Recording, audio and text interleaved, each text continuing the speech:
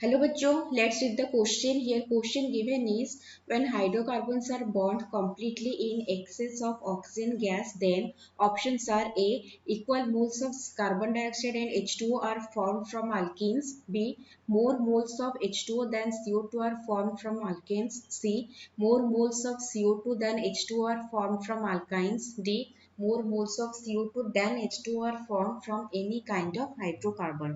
तो यहाँ पे क्वेश्चन क्या गिवन है, यहाँ पे क्वेश्चन गिवन है कि हाइड्रोकार्बन जब कंप्लीटली बॉन्ड होगा इन एक्सेस ऑफ ऑक्सीजन तो इनमें से कौन सा ऑप्शन जो है वो करेक्ट होगा। ओके, तो इस क्वेश्चन का जो की कॉन्सेप्ट है वो क्या है, इस क्वेश्चन का की कॉन्सेप्ट है कि सबसे पहले हमें बैलेंस्ड केमिकल इक्वेशन लिखना है। ठीक है, फॉर अल्केन, अल्केन के लिए हम सबसे पहले लिखेंगे, अल्केन में क्या होगा, CnH2n plus 2 plus 3n plus 1 by 2O2 gives NCO2 plus N plus 1 H2O।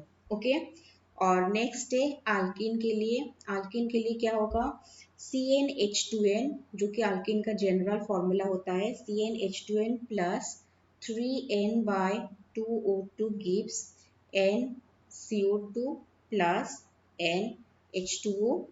Next है अल्काइन के लिए, अल्काइन का जनरल फॉर्मूला होता है CnH2n minus 2 plus 3n minus 1 by 2 O2 gives NCO2 plus N minus 1 H2O। Okay, तो यहाँ पे जो भी लिखा है बैलेंस केमिकल इक्वेशन, उससे हमें इजीली पता चल जाता है कि इक्वल मोल ऑफ जो carbon dioxide and water are form from alkenes, जो है ये स्टेटमेंट करेक्ट है। More moles of water than CO2 are form from alkanes, ये करेक्ट है। More moles of CO2 than H2 are form from alkynes, ये भी correct है। More moles of CO2 than H2 are form from any kind of hydrocarbon, ये statement हमारा correct नहीं है। Okay, तो ये गिवन क्वेश्चन का आंसर क्या हो गया, करेक्ट ऑप्शन है A, B and C। I hope you understood well, best of luck.